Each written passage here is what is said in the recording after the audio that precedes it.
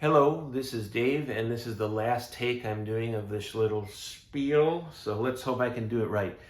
I do not have any new music out. I have no new films out. If you are someone who hate watches this channel or you have some kind of morbid fascination with me, I don't have time to deal with scallywags. I'm a soon-to-be 47-year-old man, and I'm fried. But I do have a new book out, and it's a very nice one. It is called Wolf and Wanderley. It is available on hardcover with a dust jacket. It is one of the most elegant things I've ever had manufactured. The case has an embossed, very fine texture, and there's silver foil stamping and the side and the spine. And then there are 16 color photos of my dog Kaji, who I named Kaji-Pup Press and Kaji-Pup Records and Kaji-Pup Video after. He's been the one I've hung out with more than anybody in the last several years. And also, this is a good story. It's been reviewed well so far, and you can find links to these reviews in the link below. And I really believe in it. It is the third installment of the Southwest Florida trilogy, and these are not stories that have recurring characters, and they don't have overlapping timelines. Instead, they're united by a sense of place and a kind of mood and style, sense of humor, and kind of a literary focus. So these are all kind of blended genre, and they're very character driven.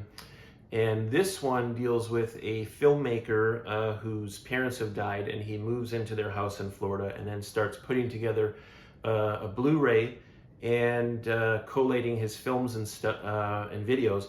But that might sound like a pretty mundane idea for a book.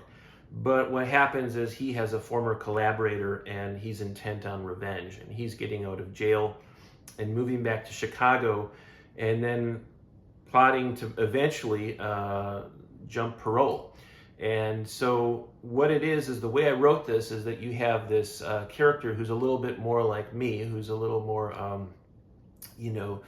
laconic and wry, who's putting together a film and reflecting on, kind of the Gen X independent filmmaking experience. And then you have, and that's interesting, and there's a lot of cultural commentary on the then present moment.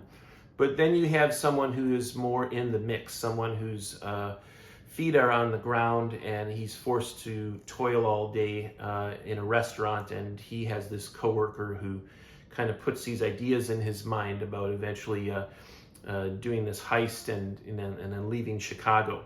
So the way I wrote this is almost kind of that the other character, who I don't really like that much as a person, who has kind of these alt-right tendencies and a lot of negative qualities, he is almost more interesting to read about. So there's this kind of juxtaposition between the mundane, the quiet, and then the more alarming, which is the loud. And that, in this sense, it's a little similar to my second book, Rem's Chance.